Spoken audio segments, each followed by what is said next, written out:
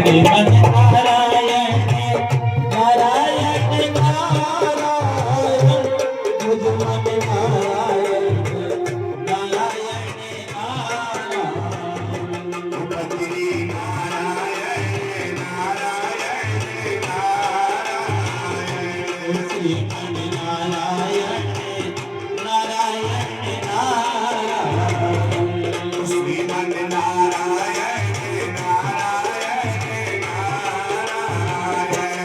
श्रीमन नारायण नारायण नारायण बद्री नारायण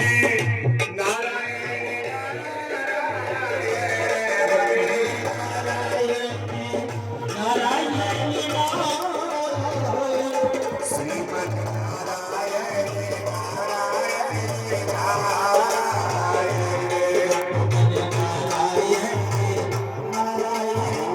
नारायण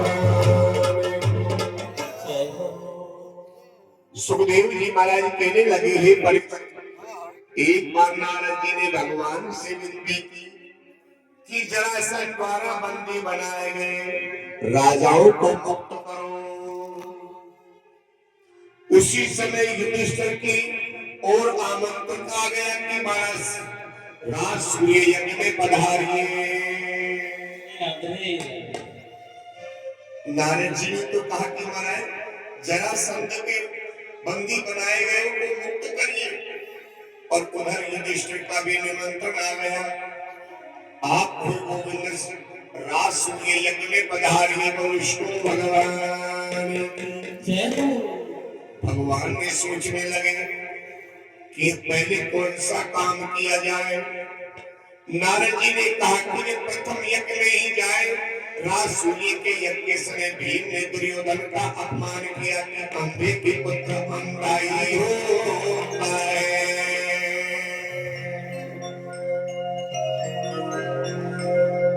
इस कर्कवाणी ने कले का प्रभाव किया, जिसकी अंतिम परिणाम महाभारत युद्ध में दारुण योद्धा भी युद्ध के भूमि हुए हो गए, और पांडवों ने वनवास का समय गुजरात में बिताया था।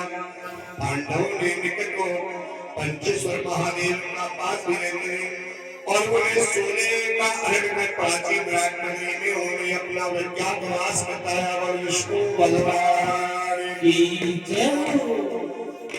राजसूय के निमित्त योद्धाओं का नाश हो गया, किंतु एक बच गया जिसका नाम जरासंध शेष रह गया।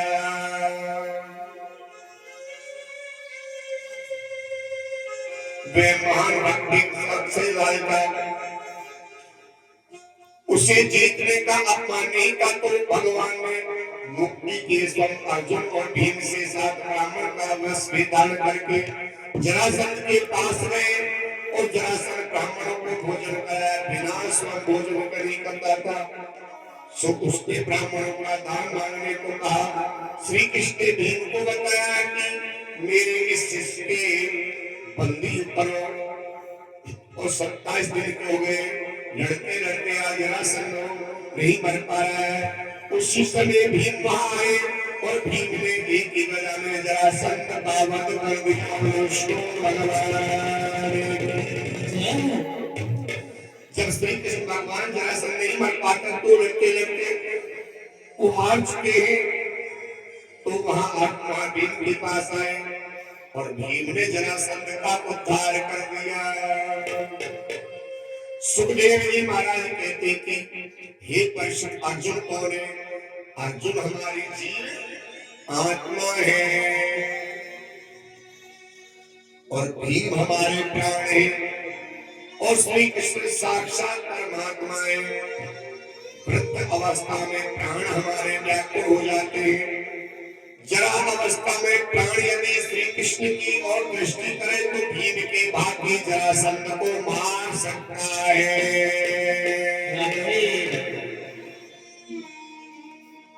सुखदेव जी महाराज कहने लगे हे परीक्षित, जरासंध का वध करा कि प्रभु ने सभी राजाओं को मुक्त कर दिया, और राजसूय का प्रारंभ किया। श्री कृष्ण की पूजा सर्वप्रथम तो की गई, शिशुपाल ने इसको जल उठाया। अब आती है महाराज सुदामा चरित्र। सुखदेव जी महाराज ने राजा परीक्षित के प्रश्न किया, प्रभु भगवान श्री कृष्ण के सहपाठी सुदामा लंगोट के याद था, लेकिन उनको निर्धन क्यों होना पड़ा, मुझे इस कथा को सुनाइए। सुखदेव जी महाराज कहने लगे, हे परीक्षित, जो सुदामा की कथा को सुनता है और उसका मनन करता है तो कभी रूप निर्धन नहीं हो सकता। सुखदेव जी वर्णन करते हैं, सुदामा महाज्ञानी चेतन था और पवित्र ब्राह्मण था, उनका नाम सुदामा था, उनकी पत्नी का नाम सुशीला था। सुदामा भगवान श्री कृष्ण के सहपाठी मित्र थे। सुदामा सांदिक मुनि के द्वार पर विद्या ग्रहण करने के लिए जाते थे, उसी सांदिक मुनि के द्वार पर कृष्ण भी जाते थे और वहीं सुदामा श्री कृष्ण की मित्रता हो गई।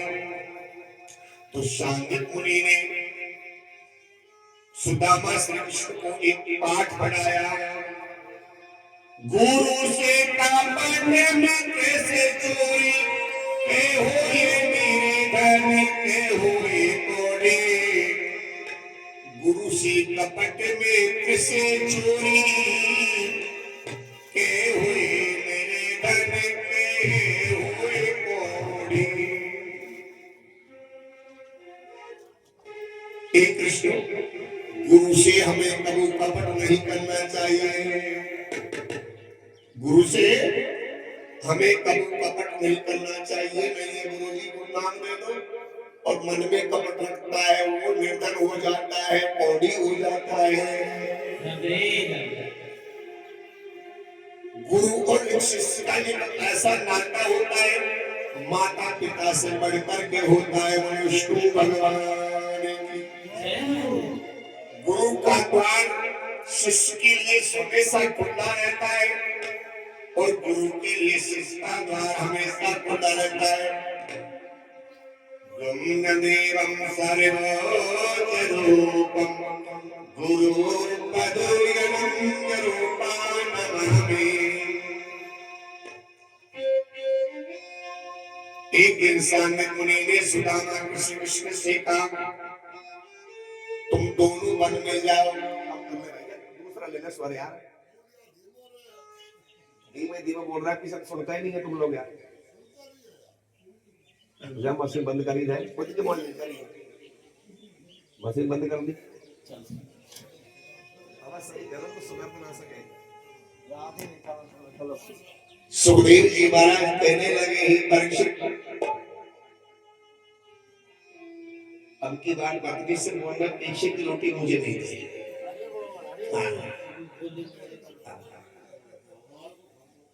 पीछे की रोटी खावे ना, वो पीछे आवे। और जो मनुष्य उस बात को मनन नहीं करता, सिर को छोड़ के बुद्धि चली जाती है, आखिर पछताना पड़ता है। हे राजन, सुदामा और श्री कृष्ण से सांदिक मुनि ने कहा, बेटा हमें कल हवन करना है। उछेड़ दिए, अब उछेड़ दिए।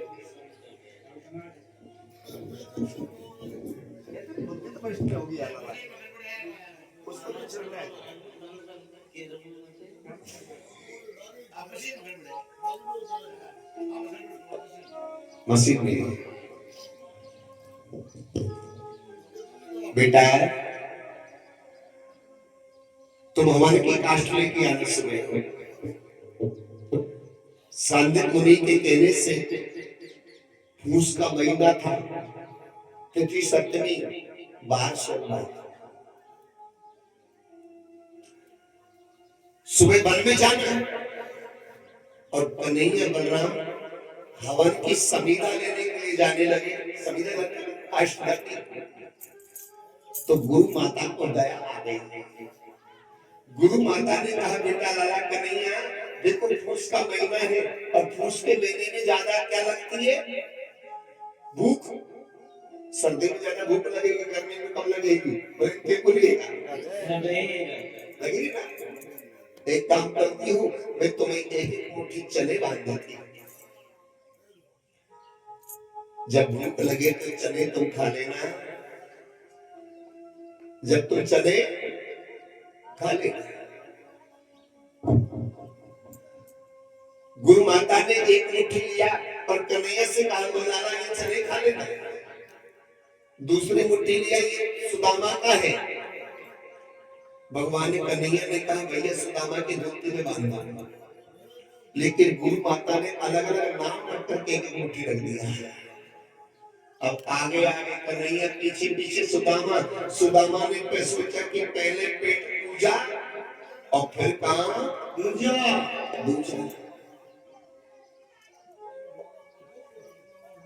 सुदामा जी अपने एक मुट्ठी धीरे धीरे चने को चबा गए, लेकिन भगवान कन्हैया ने पीछे मुड़ करके नहीं देखा, क्यों अपने भाग का खाना खा ले दो। अब तो सुदामा की डांट बैठ गई। सुदामा जी ने सोचा कि ये भी चने खा लो, देखी जाएगी। और भगवान कन्हैया के भाग्य के चनों को चबाने लगे, तो जैसे चबाने लगे कटर देने आवाज आई, तो कन्हैया पीछे मुड़ के कहने लगे अरे भैया क्या खा रहे हो। सुदामा ने कछुआ खाया, झूठ बोल दिया, घटक बोल। कन्हैया कहने लगे कि कछुआ नहीं खा रहा तो तेरे दांत कटर कटर काहे को बज रहे। सुदामा ने फिर झूठ बोल दिया, अरे भैया ये दांत तो सर्दी के कारण बज रहे थे, बोल विष्णु भगवान की ये दांत तो सर्दी के कारण बज रहे थे भैया। उधर भगवान कन्हैया ने हवन की काष्ठ को तोड़ लिया और कहने लगे अरे भैया जो गुरु माता ने चने दिए वो चने दे दो, भूख लग रही है। सुदामा ने कहा अरे भैया वो तो गिर गए। भगवान ने ये नहीं कहा कि तुम निर्धन हो जाओ, नहीं, भगवान ने कहा था कि जो गुरु जी ने हमें पाठ पढ़ाया वो सत्य हो। उधर भगवान कन्हैया और द्वारकाधीश राजा है, और सुदामा आज गंगा के किनारे अपनी पत्नी सुशीला को लेकर के रहने लगे, निर्धन हो गई। सुदामा जी अपने नगर में जाते थे और दान लेकर के आते, कोई दे उसका भला, न दे उसका भला। सुदामा जी ने भीख नहीं मांगी थी। अब तो मत पूछो, कथा माचो ने नाटक करके भटक दिया। सुदामा को भगवान कन्हैया डेली दर्शन देते थे। सुदामा जी हमेशा ब्राह्मण का दान भिक्षा नहीं लेता, ब्राह्मण ने को भिक्षा नहीं मांगी। और ब्राह्मण को जो भिक्षा समझ करके दान करता है उसका दान तामसी नरक में चले जाता है। सुदामा जी अपने नगर में जाते, जो कोई दान में आटा देता सुशीला को ला करके देते, और सुदामा सुशीला उनकी रोटी बनाती और सुशीला अपने बच्चों को खिला देती थी, अपने पति को खिला देती, लेकिन सुशीला को लास्ट में कुछ खाने को नहीं बचता था।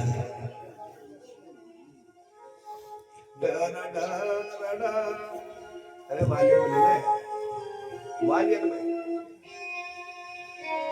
खाने को कुछ नहीं बचता था। सुशीला ने कहा,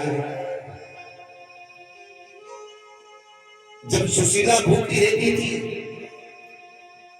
सुदामा से ये नहीं कहती कि मैं भूखी हूं, कुछ कमाने को नहीं जाती। सुशीला हाथ जोड़ के सुदामा के प्रणाम करती, स्वामी मुझे नींद नहीं आ रही, एक काम करो ना, गोविंद कीर्तन सुनाओ ना। आजकल तो पुलिस साहब एक दिन पति कमाने ना जाए तो मालूम है भाई, तब मैं हमारे जीवन को खराब करती हूँ, मेरे समझा कर सुशीला अपने पति, गरीब पति के डेली चरण दबाती।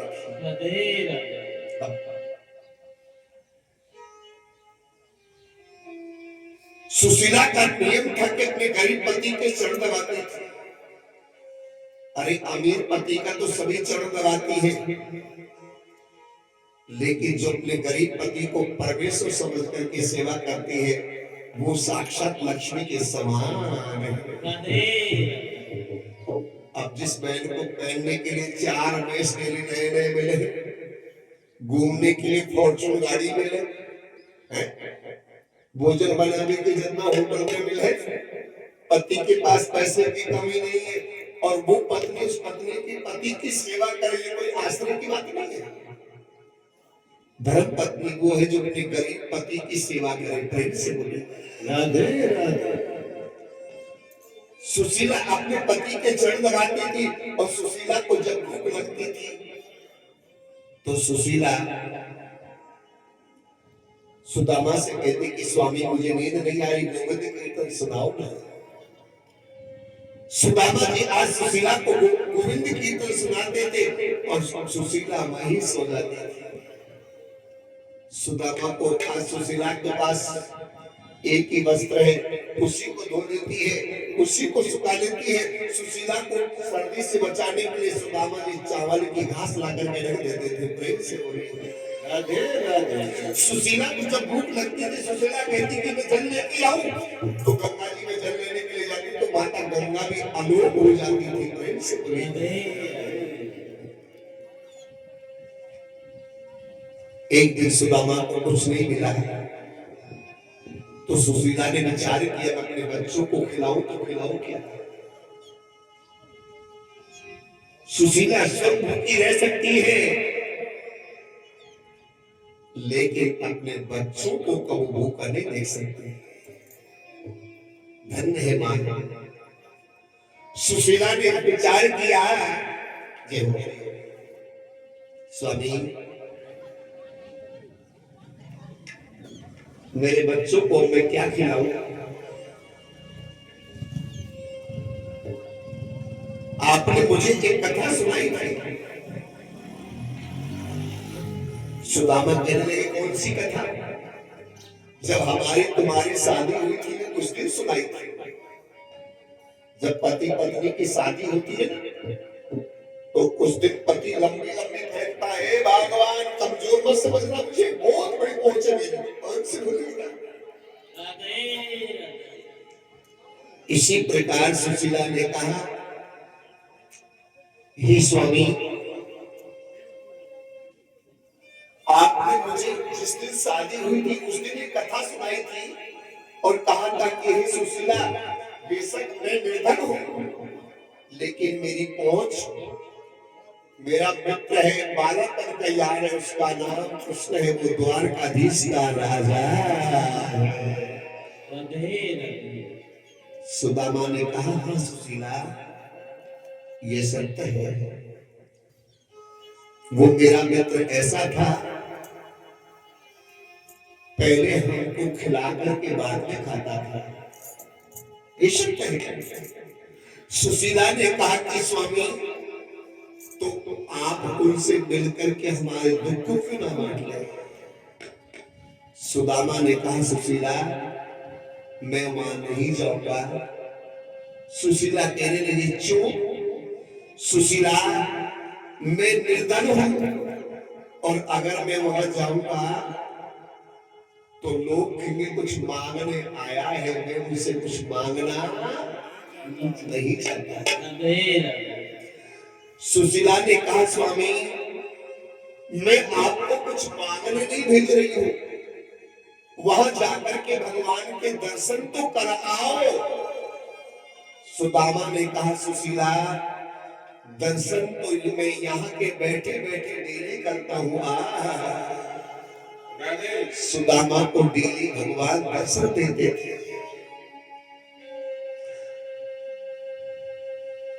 सुशीला ने कहा स्वामी दर्शन करो प्रत्यक्ष भी कर लेना चाहिए। सुशीला ने कहा तो सुदामा कहने लगे सुशीला हमारे गुरु ने हमको पाठ पढ़ाया था, गुरु के घर और मित्र के घर कबू हमें खाली हाथ नहीं जाना चाहिए। और मेरे पास एक टका तक नहीं है। सुशीला ने अपने नगर में गई, एक ब्राह्मणी को दया आ गई और ब्राह्मणी ने कहा, अरे बहन सुशीला, मेरे पति को चावल लेके आए थे, ये तंदूर बचे हुए हैं और ये चावल अपने बच्चों को खिला दे। सुशीला ने आज वो चावल की सुदामा की धोती में बांध दिया और सुदामा की धोती में बांध करके कहा कि स्वामी, कल सुबह प्रातः काल आप चले जाना और अपने मित्र को ये सौगात दे देना। सुशीला को बार बार मना कर रहे हैं, हे सुशीला मैं मन ही जाऊंगा, लेकिन सुशीला कहने लगे, हे स्वामी आपको जाना होगा। सुदामा मना कर रहे हैं, वो सुशीला मानता कुमारी, कृष्ण घर मत भेजो प्यारी।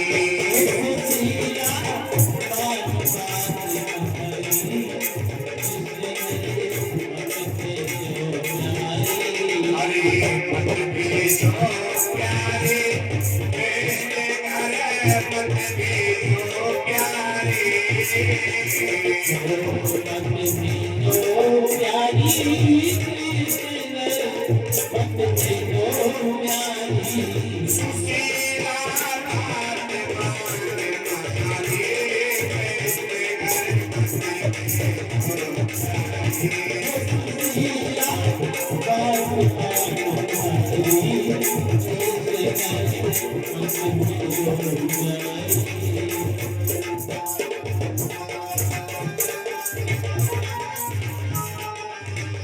मेरे पास टकाए किनारे, मेरे पास टकाए किनारे, मेरे पास टकाए किनारे, मेरे पास टकाए किनारे। मान बातें तू प्यारे, कैसे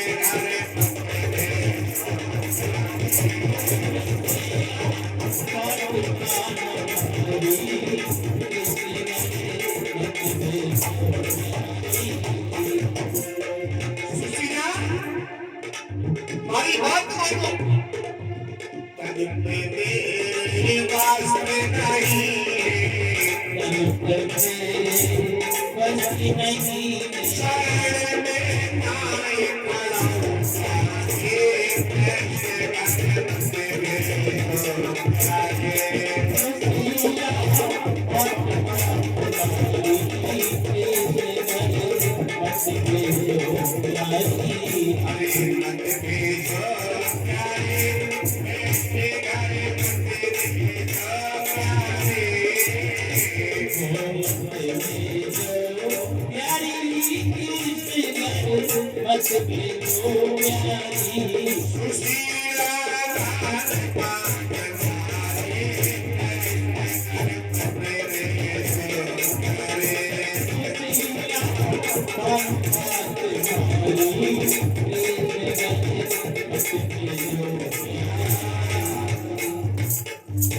सुदामा सुशीला से बार बार मना कर रहे हैं, सुशीला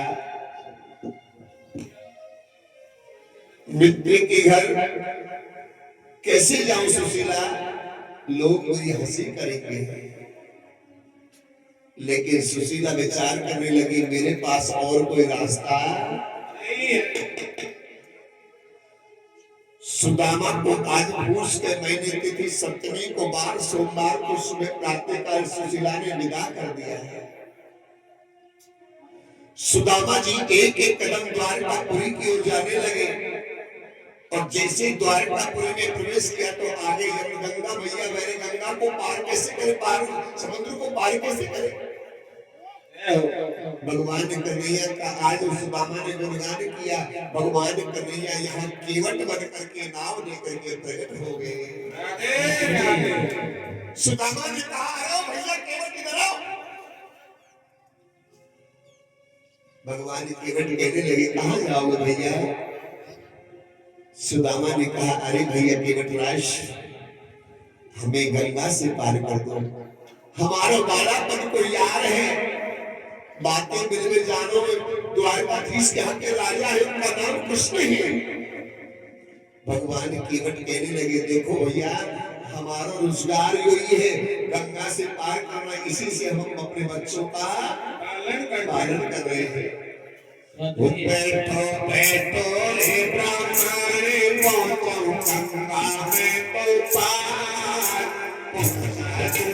बैठो कृष्ण के पार।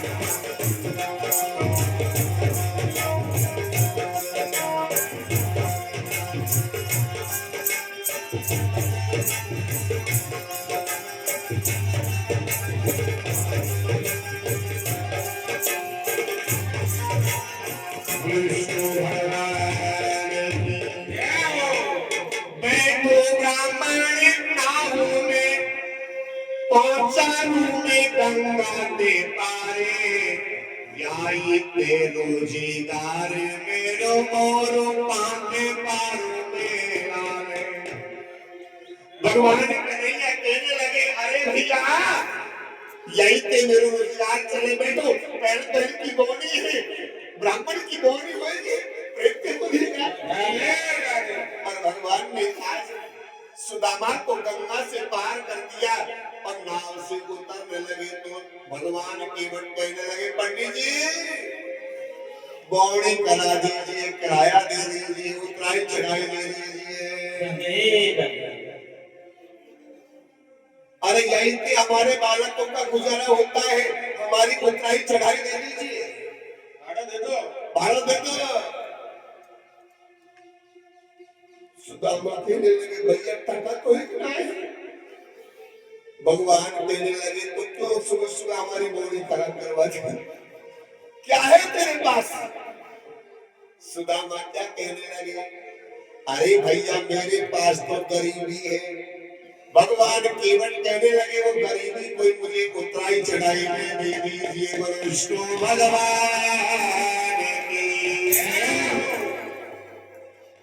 भगवान केवट बनकर के यहाँ सुदामा को गरीबी को उतराई चढ़ाई में गंगा के किनारे ले लिया था। प्रेम से बोले। और सुदामा जी द्वारकापुरी की ओर जा रहे हैं और जैसे द्वारकापुरी ने प्रवेश किया तो पहरेदार कहने लगे, कहाँ जाते हो? अरे द्वारपाल कन्हैया से कह दो कि करे पे सुदामा करेगा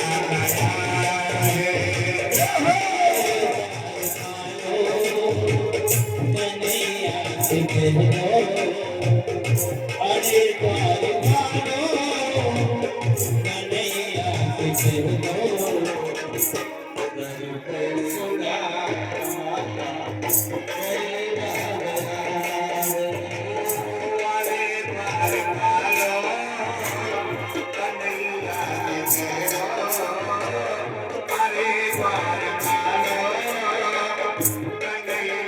से कह दो, करे पे सुदामा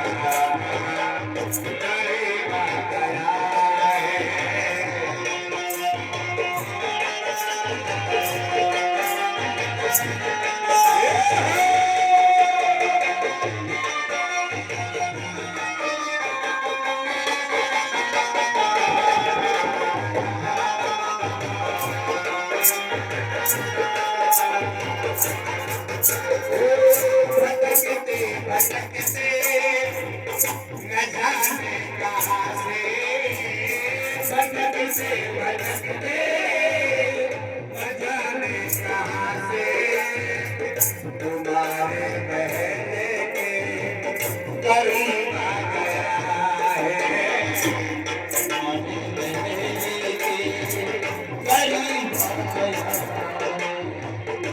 न सिर में है पगड़ी, न तन में है जरा, बता दो कन्हैया को नाम है सुना।